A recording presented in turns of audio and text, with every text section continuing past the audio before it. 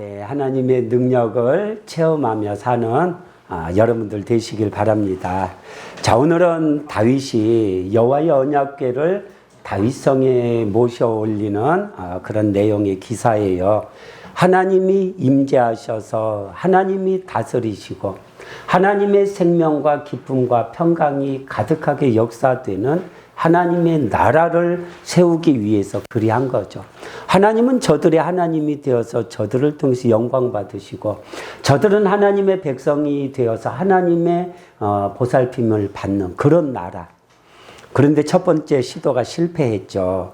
새 수레에 싣고 옮기다가 소들이 갑자기 뛰니까 우사가 그 수레를 언약궤가 떨어지려고 하니까 붙잡았다가 죽었어요. 하나님이 말씀하셨거든요.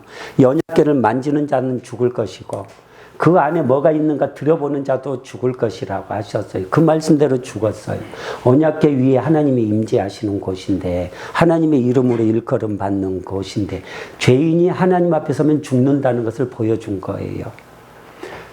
다윗이 하나님을 두려워하여 오베데돔 집으로 모셔가게 했어요. 그런데 오베데돔이 석 달 동안 언약궤를 하나님을 잘 섬긴 거죠. 그가 하는 모든 일에 하나님이 복을 내리셨어요. 우리가 뭔가 잘못한 거 있구나. 이걸 바로잡아야 되는구나. 다윗이 깨닫고 그걸 바로잡고 언약궤를 다시 모셔 올리고 있어요. 오늘은 언약궤를 모셔 올리기 위하여 준비하는 다윗을 보면서 교훈받는 시간 되시길 바라요. 자, 언약궤를 모시기 위해서 모셔 올리려고 준비하는 다윗.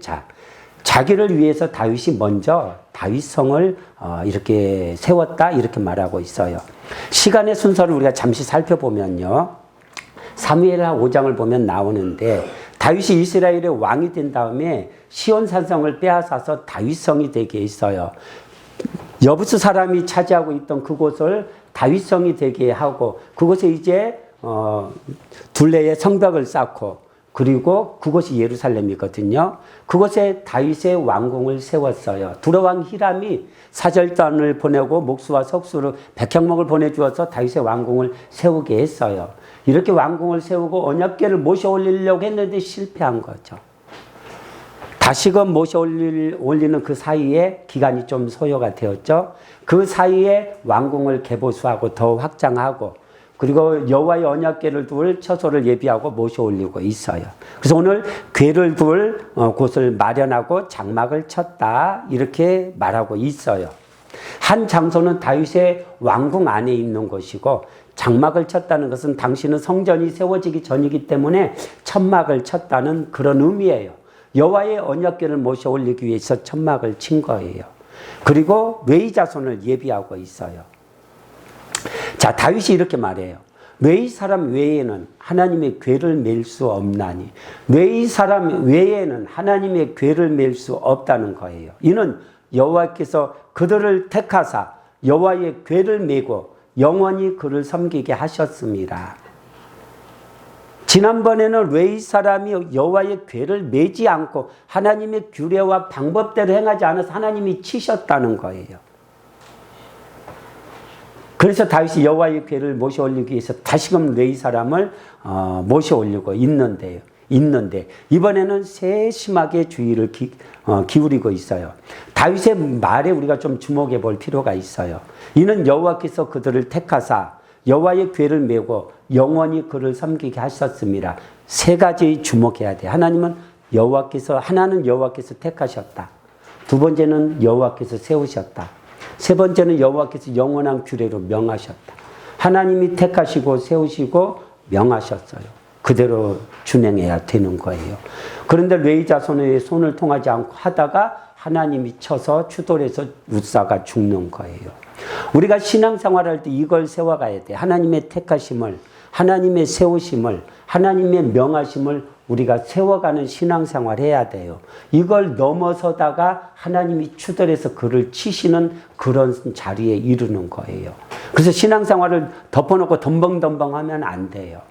하나님의 말씀을 잘 배워서 말씀대로 해야 돼요. 학생들 공부하는 것도 덮어놓고 덤벙덤벙 공부하면 다 틀려요. 기초부터 차근차근 공부하듯이 신앙도 하나님 말씀 배워서 기초부터 차근차근 하나님 섬기는 예법을 배워야 돼요. 하나님 말씀대로 섬겨야 돼요. 그래야 복을 받는 거예요. 자, 레위인과 백성을 예비하는 다윗의 모습을 보여주고 있는데요. 먼저 온 이스라엘 무리를 예루살렘으로 모으고 있어요. 자, 언약궤를 메어 올리는 이 행사가 모든 백성의 행사가 되고 있어요. 다윗의 마음에 품은, 다윗 한 사람의 마음에만 품었던 이 하나님의 역사거든요. 이스라엘 백성들 어느 누구도 이 마음 품지 않았어요. 다윗이 그 다윗의 마음에 이걸 품고 이것이 백성들에게 흘러가서 모든 백성들의 뜻이 되게 하고 있는 거예요. 이게 하나님의 역사예요. 이게 하나님의 말씀을 품은 한 사람의 가치입니다. 하나님의 사람에게 하나님의 뜻을 하나님이 담아줘요. 하나님의 말씀을 담아줘요.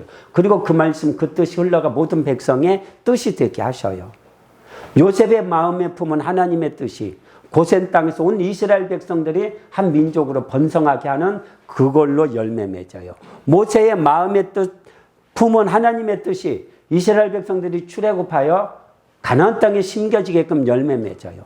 다니엘의 마음에 품은 하나님의 뜻이 포로지에 끌려간 유다의 자손들이 포로지에서 보존받고 예루살렘으로 돌아와 열매 맺는 그걸로 자라가는 거예요. 하나님은 그래서 한 민족보다 한 사람을 중요하게 여기는 거예요. 예수님 한 분으로 우리 모두가 구원을 얻듯이 한 사람, 하나님의 뜻을 품은 한 사람으로 한 백성이 인도받는 거예요. 세상을 품은 사울 한 사람으로 이스라엘이 세상으로 달려갔는데 하나님을 품은 다윗 한 사람으로 이스라엘이 하나님께로 돌아가고 있어요. 이 한 사람 뭐든지 핵이 되는 게 있는 거예요. 빗방울이 떨어져도 눈이 떨어져도 그 핵이 되는 그게 있는 거예요. 모든 것은 그 핵이 되는 한 사람이 있어요. 이게 겨자씨 하나의 비유예요. 이 한 사람이 중요한 거예요. 가정에서도 한 사람이 바르게 신앙생활하면 가족이 다변화돼요. 이 핵이 없으면 다 흩어지는 거예요. 다윗 한 사람의 마음에 품은 그 하나님의 뜻이 온 이스라엘 백성들에게 흘러가고 있는 거예요. 자, 여호와의 궤를 메어 올리고자 레위 사람들을 불러 모았다. 이렇게 말하고 있어요. 그리고 예비한 레위 사람의 명단과 수요를 보여주고 있어요. 레위의 세 아들 그앗과 므라리와 게르손을 예비하고 있어요. 출애굽기 6장 16절에 보면 레위의 세 아들 게르손, 고앗, 므라리 이렇게 말하고 있어요. 게르손이 가장 큰 자이고 그 다음에 고앗이 두 번째이고 므라리가 세 번째 자녀인데 그앗이라고도 하고 고앗이라고도 해요.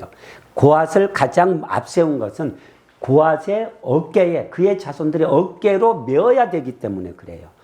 므라리 사람도 언약궤를 옮기지 못해요. 게르손 자손도 못 옮겨요. 오직 그앗 자손만 어깨에 메는 거예요. 그래서 가장 먼저 그앗 자손이 기록되고 있어요. 그앗 자손의 지도자 우리엘과 120명이 예비되었고 므라리 자손 아사야와 220명이 준비되었고 게르손 자손 요엘과 130명이 준비되었어요. 그 다음에 헤브론과 우시엘 자손들이 소개되고 있는데 헤브론은 그앗 자손의 셋째 아들이에요. 우시엘은 그앗의 넷째 아들이에요. 그앗 자손에게서 아므람과 이스할과 헤브론과 우시엘이 이렇게 나왔어요. 자, 아므람에게서 그앗 자손의 첫째 아들 아므람에게서 모세와 아론이 나와요. 그래서 모세와 아론 제사장들도 그앗 자손이기 때문에 제사장들도 언약궤를 맬 수가 있는 거예요. 그래서 특별한 날 요단강을 건너갈 때 여리고성을 매일 한 바퀴씩 돌고 마지막 날에 7바퀴 돌 때 그때는 레위 자손의 제사장들이 메었어요. 제사장들을 구별해서 중요한 때는 아론의 자손들이 메게 했어요. 자, 헤브론 자손 중에서는 엘리엘과 80명이, 우시엘 자손 중에서는 암미나답과 112명이 준비되었어요. 그리고 엘리사반 자손이 준비되었는데 엘리사반은 우시엘의 자손이에요. 엘사반이라고 성경에 기록되었는데 같은 인물이에요. 엘사반, 엘리사반. 그 자손에게는 스마야와 200명이 준비되었어요.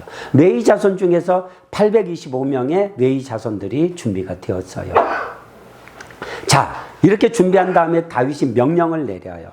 대제사장들과 레위 지도자들을 불러요. 대제사장 그 사독과 아비아다를 불러요. 광야에서부터 이들이 하나님과 함께 있어요. 그리고 다윗과 함께 있어요. 그리고 레위 사람들을 부르는데 지도자들 6명. 아까 말했듯이 우리엘, 아사야와 요엘, 스마야, 엘리엘, 암미나답 이 6명을 불러서 그들에게 명하는 거예요. 뭐라고 명해요? 너희와 너희 형제들의 몸을 성결하게 하고 여호와의 궤를 모셔 올리라. 너희와 너희 형제들의 몸을 성결하게 하고 여호와의 궤를 모셔 올리라. 몸을 성결하게 하는 이유는 여호와의 임재가 있는 하나님의 언약궤를, 여호와의 이름으로 일컫는 하나님의 언약궤를 모셔 올리기 위해서 하나님 앞에 서야 되기 때문에 몸을 성결하게 한 거예요. 우사처럼 죽지 않게 하려고 몸을 성결하게 한 거예요. 이 예식을 마치고 난 다음에 다윗성이 이제는 하나님의 도성이 되는 거예요. 하나님의 임재가 그곳에 나타나요. 그래서 예루살렘이, 다윗성이 예루살렘을 말하는 거죠. 예루살렘이 이제는 하나님이 거하시는 하나님의 도성이 되는 게 이렇게 되는 거예요. 다윗 한 사람의 비전이 온 백성에게 흘러가서 이제는 예루살렘이 하나님의 도성이 되고 그곳에 하나님이 임재하시고 솔로몬 때는 하나님의 성전이 세워지고 그곳에서 하나님이 세상 열국을 다스리는 하나님의 역사를 보여주고 있죠. 우리가 여기에서 몸을 성결케 하는 것에 대해서 우리가 주목해 볼 필요가 있어요. 몸을 성결케 하는 이유는 거룩하신 하나님의 임재 앞에 나아가기 위해서. 이스라엘 백성들에게는 아직 십자가로 우리의 죄가 사함받기 전이었기 때문에 저들에게는 몸을 성결케 하는 예식을 주었어요. 그래서 물로 몸을 씻는 거예요. 물을 뿌려서 몸을 성결케 하고 물로 몸을 씻어서 성결케 하는 예식을 주면서 너희 마음을 하나님 앞에 씻으라는 거죠. 마음을 잘 단장하라는 거예요. 몸을 씻는 예식으로 경건을 연습시켜 주신 거예요. 훈련시킨 거예요. 그런데 저들은 오해했어요. 무조건 물로 몸을 씻기만 해요. 물로 몸을 씻기만 하고 우리는 하나님의 규례대로 행했어. 그러면서 마음은 세상 가치로 살아가요. 부패해요. 마음은 씻지 않아요. 그냥 몸만 씻어요. 오늘날로 하면 예배만 드려요. 그리고 말씀에 순종하지 않는 거예요. 저들이 이렇게까지 말해요. 이 일이 얼마나 번거로운 거 하며 고웃음치고 정결여식과 제사 제도를 저들이 멸시했다는 거예요. 하나님은 너희 몸만 씻지 말고 마음 씻어라. 너희는 옷을 찢지 말고 마음을 찢어라. 늘 선지자를 보내어 말했어요. 너희는 마음에 할례를 행하고 다시는 목을 곧게 하지 말라. 저들이 몸만 씻으면서 마음 안 씻으니까 말씀으로 그들의 마음을 단장 안 하니까 저들이 늘 하나님을 근심케 해요. 목이 곧아요. 목이 곧은 자가 되었어요. 유대교의 귀한 이방인들도 마찬가지예요. 무릇 모든 민족은 할례를 받지 못하였고 이스라엘은 마음의 할례를 받지 못하였느니라. 몸의 할례를 통해서 마음의 할례를 받으라고 했어요. 몸을 씻으면서 마음을 씻으라는 거예요. 하나님 말씀으로 너의 삶의 가치를 단장해 가라는 거예요. 그래서 하나님이 명령해요. 에스겔서 44장 9절에 주 여호와께서 이같이 말씀하셨느니라. 이스라엘 족속 중에 있는 이방인 중에 마음과 몸에 할례를 받지 아니하는 이방인은 내 성소에 들어오지 못하리라. 유대교를 기와에서도 말씀으로 자신을 단장하는 삶을 살지 않는 이방인들은 하나님 나라에 들어가지 못한다는 거예요. 눈에 보이는 하나님의 백성 안에는 거할 수 있겠죠. 눈에 보이는 교회 안에서 신앙생활은 할 수 있겠지만 천국은 못 들어간다는 거예요. 이게 굉장히 중요한 거예요. 이스라엘 자손들의 고질병은 몸은 열심히 씻으면서 마음을 씻지 않아서 몸의 할례를 받으면서 마음의 할례를 받지 않아서 하나님을 늘 근심케 하고 하나님과 다퉈요. 신명기 29장 4절에 그러나 깨닫는 마음, 보는 눈, 듣는 귀는 오늘 여호와께서 너희에게 주지 아니하셨느니라. 사도행전 7장 51절에 스데반이 예수님의 복음을 대적하는 유대인들에게 돌에 맞아 죽으면서 이렇게 말해요. 목이 곧고 마음과 귀에 할례를 받지 못한 사람들아, 너희도 너희 조상과 같이 항상 성령을 거스르는도다. 여러분, 마음의 할례를 받으라, 몸을 씻으라는 것은 마음을 씻으라, 마음의 할례를 받으라는 것은 마음을 하나님의 말씀으로 단장해서 생각을, 사상을, 삶의 가치를 하나님의 말씀을 기준으로 해서 살아가는 사람으로 너희를 단장해 가라는 거예요. 그런데 이스라엘 백성들은 실패했어요. 몸의 할례만 받고 말씀에 순종하네요. 몸을 물로만 씻고 나 물로 씻었으니까 정결하게 되었나이다. 그러고 순종을 안 해요. 외적인 예식은 행하면서 순종이 없어요. 예배는 드려요. 신앙 행위는 해요. 그러면서 말씀에 순종 안 해요. 말씀 따라 내 성품을 단장해 가는 게 없어요. 하나님이 이렇게까지 말씀해요. 내 마음이 너희의 월삭과 정한 절기를 싫어하느니 그것이 내가 지기에 무거운 짐이라. 내가 지기에 곤비하였느니라. 이사야서 1장 14절 이하에 너희가 내 마당만 밟고 돌아갔다. 하나님이 말씀이에요. 몸을 씻는 예법은 육체의 예법이 되어서 개혁할 때까지만 주신 거예요. 히브리서 9장 10절 이런 것은 먹고 마시는 것과 여러 가지 씻는 것과 함께 육체의 예법일 뿐이며 개혁할 때까지 맡겨둔 것이라. 예수님이 오셔서 십자가로 우리의 죄를 사하시기까지 그때까지만 아직 십자가 이전이기에 몸을 씻으면서 마음을 씻으라고 몸의 할례를 받으면서 마음의 할례를 받으라고. 그래서 우리는 예수님 십자가 이후에 십자가로 우리의 죄가 씻겨졌기 때문에 우리는 물로 몸 씻지 않아요. 그런 예법 행하지 않아요. 할례 받지 않아요. 우리는 마음을 씻어요. 하나님의 말씀으로. 너희 몸이 하나님의 성전인 것과 하나님의 성령이 너희 안에 거하시는 것을 알지 못하느냐. 지금까지는 지난 시간에 말씀드렸듯이 죄 문제가 처리가 안 되어가지고 밖에서 역사했는데 이제는 우리 몸 안에 쑥 성령이 들어오셨어요. 고린도전서 3장 16절 말씀이에요. 우리 몸을 성전 삼아 오셨다는 것은 단순히 우리 몸만 말하는 게 아니라 몸과 마음과 영혼은 우리의 전인적인 통합체로서의 우리 인격 전체를 말하는 거예요. 우리 인격 속에 성령이 오신 거예요. 우리는 몸을 씻는 거 필요 없어요. 우리 심령을 씻어가요. 그래서 열심히 땀 흘려 수고하다가 땀 흘린 상태로 그냥 예배 드릴 수 있어요. 받으셔요, 하나님. 하나님을 향한 우리의 거룩한 예배. 그래서 죄인들과 세리들과 그런 자들도 그들의 마음으로 돌이켜서 하나님께로 오시면 받는 거예요. 에베소서 4장 23절에 오직 너희의 심령이 새롭게 되어 하나님을 따라 의와 진리의 거룩함으로 지으심을 받은 새 사람을 입으라. 너희 심령이 새롭게 되어 심령, 마음, 누스라는 단어, 영, 푸뉴마라는 단어, 마음과 영, 너희 몸과 마음과 영혼을 말씀으로 단장해 가라는 거예요. 하나님의 의를 따라 하나님을 따라 의와 진리의 거룩함으로 지으심을 받은 새 사람을 입으라. 새 사람 되라는 거예요. 말씀으로 생각이 사람이 변한 거예요. 예수 믿고 사람이 변한 거예요. 예수 믿고 안 변했어요.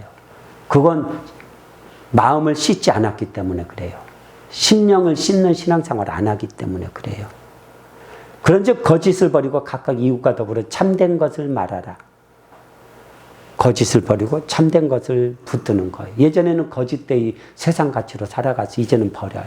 참된 하나님의 말씀의 가치로 살아가는 거예요. 너희는 이 세대를 본받지 말고 오직 마음을 새롭게 함으로 변화를 받아 하나님의 선하시고 기뻐하시고 온전하신 뜻이 무엇인지 분별하도록 하라. 하나님이 예수 믿는 우리를 구원해 주신 조건이 있어요. 예수님의 피로 우리를 구속하실 때 전제 조건은 우리가 예수님의 말씀에 순종하며 그 말씀으로 우리의 삶을 단장해 가겠다는 거예요. 근데 믿겠다 하면서 내 마음대로 살아가는 사람은 요걸 안 하기 때문에 하나님이 가지쳐요. 스스로 가지치고 스스로 떠나가요. 방법은 말씀과 기도로 거룩해지는 거예요. 하나님의 말씀과 기도로 거룩하여짐이라. 마음을 씻는다는 것은 심령을 거룩하게 단장한다는 것. 내가 생각한 것이 예전에는 새 속에 물들었는데 이제는 하나님의 마음을 품어요. 거룩해요. 사상과 가치가 예전에는 지극히 땅에 속하여 인본주의 사상. 청소년들에게 자기 주도적인 거 하게끔 간섭하지 말라는 거. 그들이 알아서 하게끔. 간섭해야죠. 그들이 어떻게 알아서 해요. 생각이 부패하고 세상으로만 달려가는 저들인데 방향을 간섭해서 정해주고 거기에서 힘을 다해서 하게끔 해야죠. 말씀과 기도를 세워가는 거예요. 우리가 심령을 단장해 가는 이유는 성령을 모시기 위해서. 성령이 우리 안에 오셨는데 성령과 여러분 늘 다퉈보세요. 여러분이 성령보다 강한 자인가요? 여러분이 하나님보다 강한 자인가요? 집에 왕을 모셔놓고 내 맘대로 왕을 대접해 보세요. 내 집이니까, 내 집에서는 내가 왕이니까 왕이라도 내 말 들으세요. 한번 해보세요. 여러분이 온전할 수 있겠는가? 성령이 오셨으면 성령을 왕으로 모시고 내가 그분께 순종해야죠.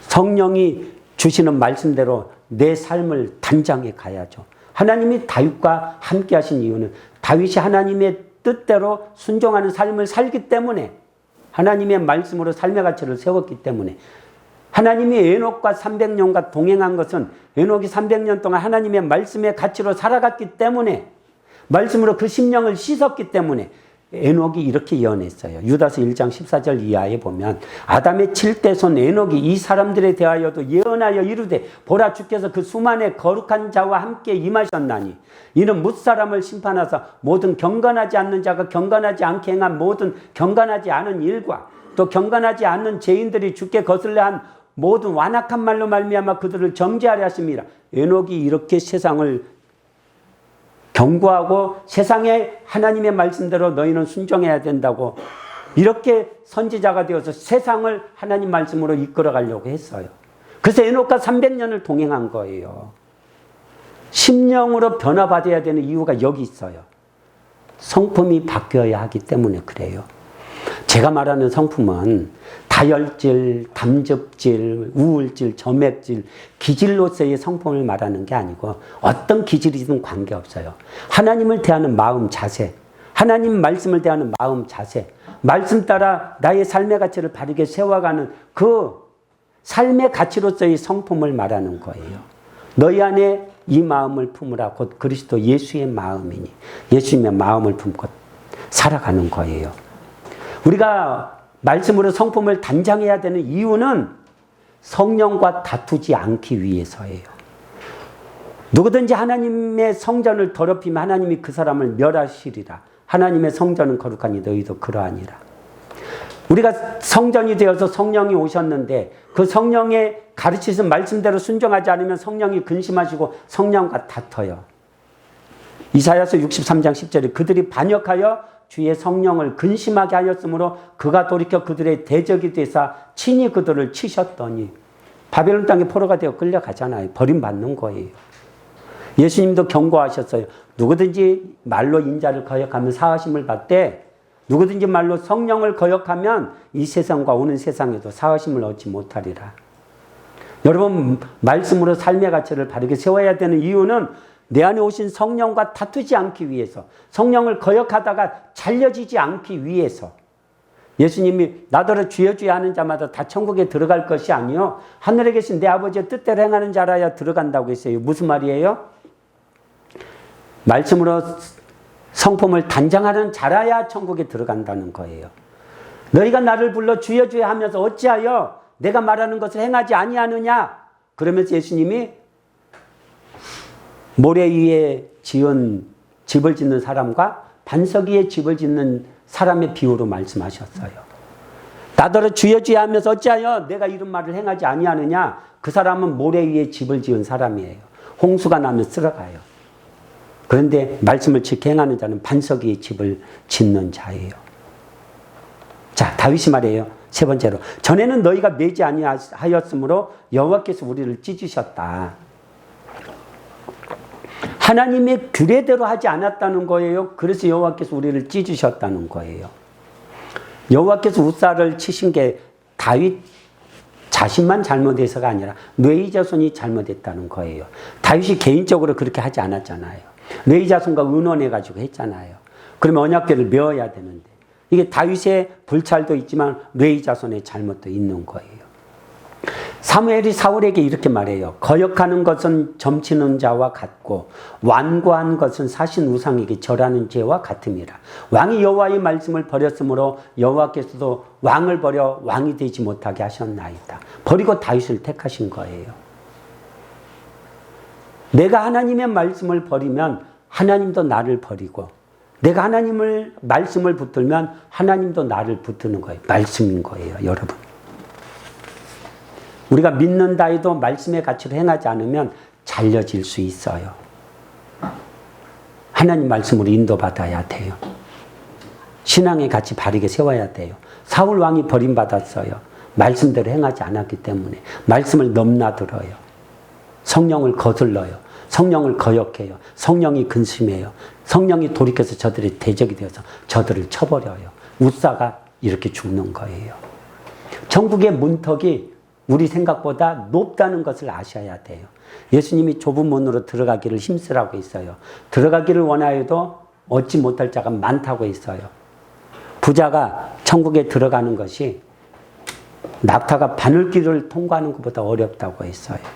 말씀으로 심령 단장하지 않으면 아무리 주여 예수 믿어도 천국 문 앞에서 잘려질 수 있다는 거예요. 자, 레위 자손이 순종하죠. 자, 제사장과 레위 자손들이 여호와의 궤를 모셔 올리기 위해서 몸을 성결케 해요. 옷을 물로 빨고 몸을 씻고 마음을 단장하고 하나님 앞에 서는 거죠. 저들은 물로 몸을 씻었지만 우리는 말씀으로 심령을 씻어요. 예수님이 3년 공생애 동안 하신 게 말씀으로 저들의 심령을 씻어주신 거예요. 그래서 말씀으로 생각하고 말씀으로 판단하는 사람으로 저들의 생각과 삶의 가치를 바르게 세워주었어요. 내가 너희에게 행한 것 같이 행하게 하려고 너희에게 본을 보였다. 말씀이에요. 너희가 내 말에 거하면 참으로 내 제자가 되고 진리를 알지니 진리가 너희를 자유케 하리라. 하나님 말씀에 거하는 사람으로 세워준 거예요. 너희가 내 안에 거하고 내 말이 너희 안에 거하면 무엇이든지 원하는 대로 이루라. 그리하면 무엇이든지 원하는 대로 구하면 이루리라 하셨어요. 자, 모세가 명령한 대로 이제 레위 자손이 채를 궤에 꿰서 이렇게 어깨에 울러매었어요. 물로 몸을 씻으면서 마음을 씻고 그리고 규례대로 언약궤를 어깨에 맨 거예요. 우리가 말씀에 순종하는 신앙생활이 얼마나 중요한지를 아셔야 돼요. 우리가 단장해야 될 우리의 성품은 말씀 아니고선 우리 성품 단장할 수가 없어요. 성격이 급할 수도 있어요. 성격이 느긋할 수도 있어요. 급하면 급한 대로, 느긋하면 느긋한 대로. 급한 베드로는 급한 성격대로 하나님 말씀으로 단장했어요. 주안이 느긋하지? 느긋한 사람은 느긋한 대로 하나님 말씀으로 내 심령을 단장해 가면 되는 거예요. 신앙의 방향성을 하나님 말씀으로 나를 단장해 가는 데 두시라는 거예요. 그리고 하나님의 임재를 예비하는 거예요. 자, 받아야 되는 교훈의 말씀을 정리해 볼게요. 첫째로 하나님의 택하심을 굳게 세우는 신앙생활을 하자는 거예요. 다윗이 언약궤를 모셔 올리면서 레위 자손을 지금 준비시키고 있어요. 왜요? 여호와께서 택하시고 세우셨고 명하셨기 때문에 하나님의 택하심, 하나님의 세우심, 하나님의 명하심을 굳게 세워가고 있어요. 신앙생활을 여러분 이런 방향으로 하셔야 돼요. 하나님의 택하심, 하나님의 세우심, 하나님의 명령을 굳게 세워가야 돼요. 하나님의 택하심은 우리가 변개할 수 없는 거예요. 그거 하나님의 뜻이에요. 사울이 하나님의 택하심을 넘어서서 다윗 죽이려다가 자기가 죽었어요. 아히도벨도 압살롬도 하나님의 택하심을 넘어서서 다윗 죽이려다가 자기가 죽었어요. 레위 자손을 부르고 택하시고 세웠기에 레위 자손이 해야 되는 거예요. 다른 수단 찾다가 죽는 거예요. 하나님이 추돌하신다고요. 하나님이 세운 영적인 질서가 있어요. 그거 넘나들면 안 돼요. 여러분이 하나님보다 강한 자라면 하세요. 넘나들어 보세요. 하나님이 어떻게 추돌하시는지 삶에서 경험하게 될 거예요.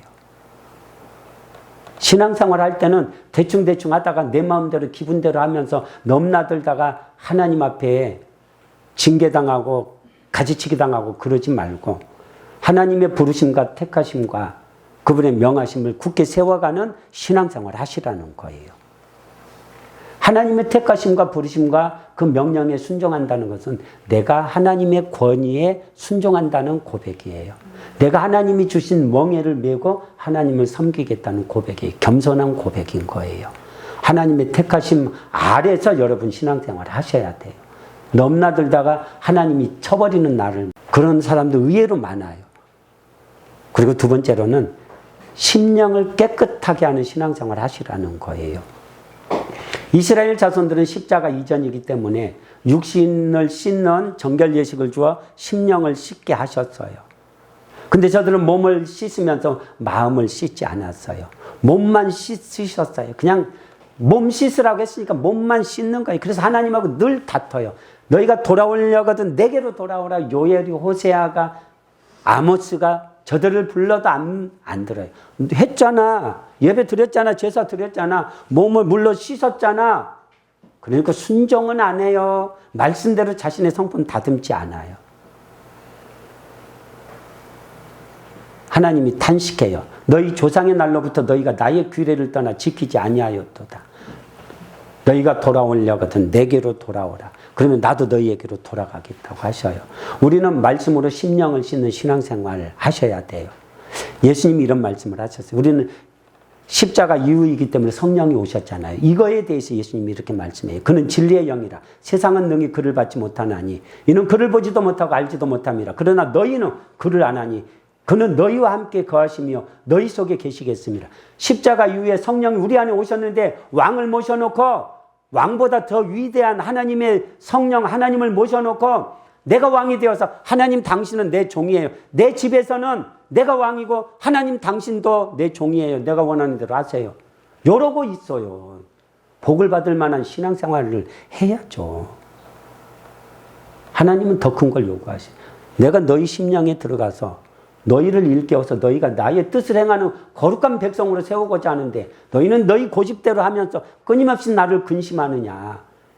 하나님이 한 번 더 기회 주고 한 번 더 기회 주니까 살아가는 거지. 하나님이 웃살을 치듯이 그냥 쳐버리면 끝나는 거예요. 그런 인생의 자리에 서가지고는 낭떠러지 위에 서서 줄타기 하는 사람들 많이 있어요. 조심해야 돼요.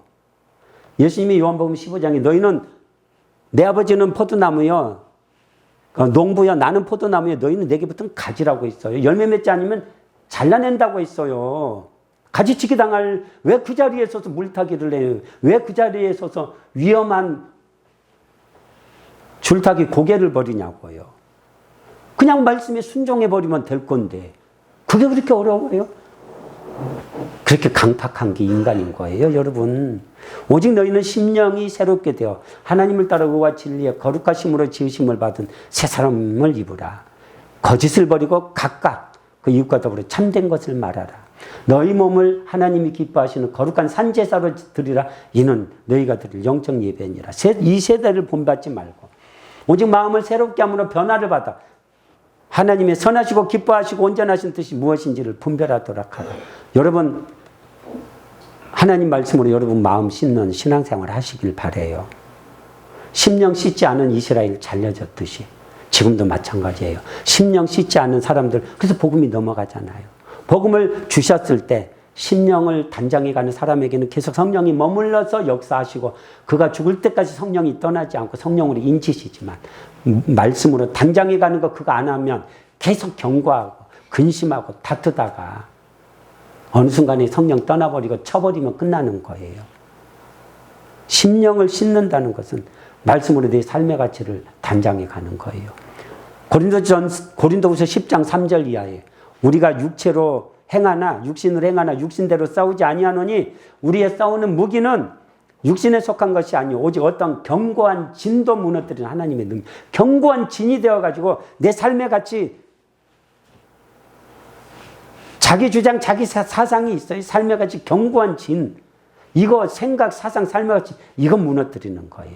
모든 이론을 무너뜨리며 하나님을 아는 것을 대적하여 높아진 것을 다 무너뜨리고 모든 생각을 사로잡아 그리스도에게 복종하게 하니 너희 복종이 온전하게 될 때 복종이 온전하게 된다는 것은 하나님의 말씀대로 행하는 거룩한 사람으로 내가 온전히 섰다는 거예요. 예수님 말씀하신 너희 믿음이 겨자씨 하나만큼만 있어도 요 사람 됐다는 거예요. 그냥 믿습니다 그게 아니고 말씀대로 분별할 줄 알고 말씀대로 판단할 줄 알고 말씀대로 행할 줄 아는 사람으로 온전히 섰다는 거예요. 다윗처럼 에녹처럼 믿음의 사람들처럼 다니엘처럼 섰다는 거예요. 이 한 사람을 통해서 하나님이 계획하신 모든 일들 다 이룰 수 있다는 거예요.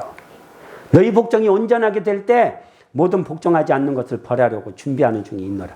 요셉이 예비되니까 애굽이 격동하잖아요. 바로라도 요셉을 통한 하나님의 계획 안에 들어가지 않으면 죽는 거예요. 그걸 아니까 저들이 요셉을 총리로 세워가지고 그 위기를 모면하게 하죠. 모세가 보여줬죠. 말씀으로 심령 씻는 신앙생활 하셔야 돼요. 덤벙덤벙 신앙생활 하지 말고 말씀으로 여러분의 삶의 가치를 세우세요. 하나님을 여러분이 신앙의 행위 열심으로 감동시키려고 하지 말고 말씀 붙들고 말씀 이루려는 몸부림치는 그 말씀에 대한 열심으로 하나님을 감동시켜 보세요. 말씀 붙들지 않는 사람은 외모를 봐요. 조건을 봐요. 여전히 세상과 똑같이 살아가요. 근데 말씀 붙드는 사람은 외모로 보지 않아요.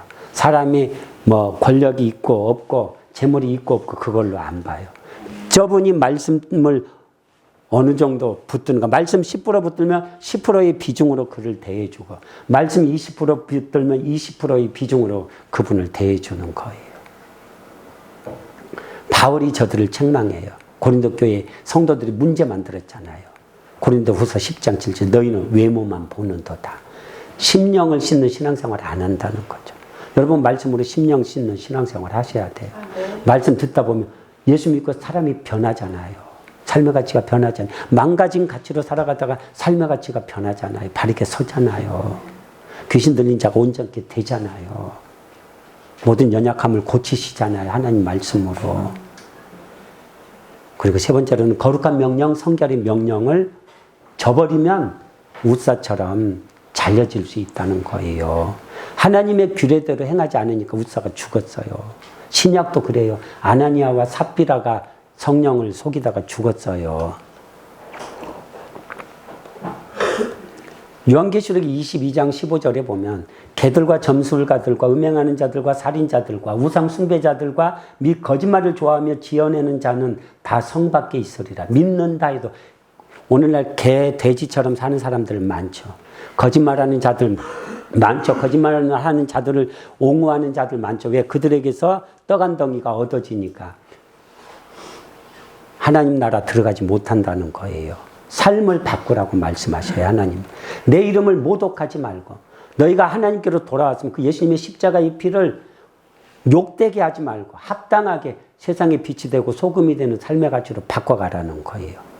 예수 믿겠다는 고백은 내가 이제 하나님께로 돌아가 하나님의 말씀에 순종하며 살아가겠습니다. 이 고백이에요. 믿는다 하면서 말씀으로 자신을 마음을 씻지 않고 하나님께 돌아가지 않고 입술로는 시인하나 행위로는 부인하는 자니 디도서 1장 16절에 그들이 하나님을 시인하나 행위로는 부인하니 가증한 자요 복종하지 아니하는 자요 모든 선한 일을 버리는 자라. 구원 못 받는다고요. 이 사람.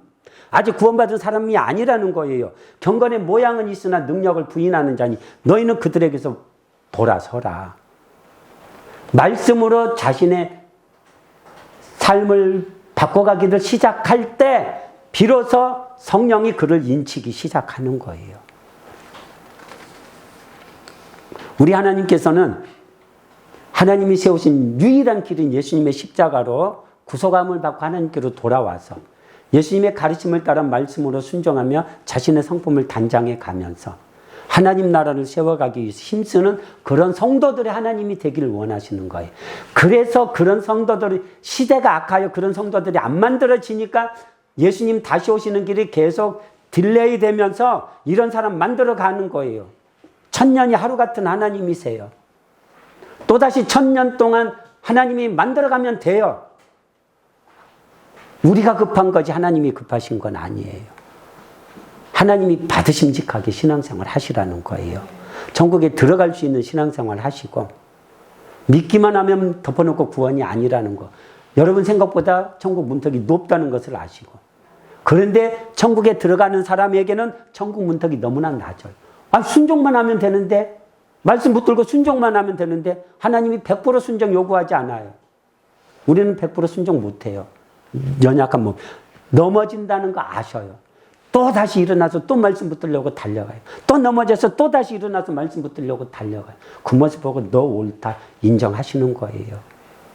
천국에 들어가는 사람은 이것같이 쉬운 게 없는데 천국에 못 들어가는 사람은 이것같이 어려운 게 없어요. 낙타가 바늘귀로 통과하는 것보다 부자가 천국에 들어가는 게 어렵다는 게 부자의 삶의 가치가 그렇다는 거예요. 말씀 안 붙들어요. 그들은 재물이 신인 거예요. 합당하지 않으면 잘려지고 합당하지 않으면 못 들어가요. 근데 합당하면 들어가고 합당하면 절대로 잘려지지 않아요. 내가 연약해서 수없이 넘어질 수 있어. 하나님이 다시 이렇게 세운다니까요. 야, 다시 일어나. 다시 가.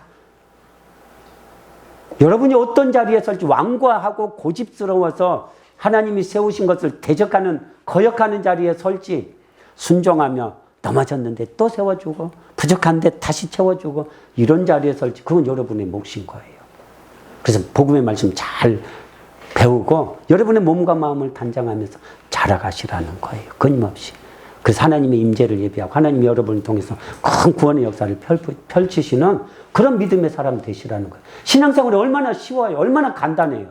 그냥 믿고 받고 순종하면 되는데 왜 그렇게 말씀하고 싸우냐고요. 그 말씀하고 싸우는 그 열정 가지고 세상하고 한번 싸워보세요. 세상하고는 안 싸우고 세상하고는 타협하면서 왜 말씀하고 싸우냐고. 왜 말씀에 도전하냐고. 여러분이 하나님보다 강한 자냐고요.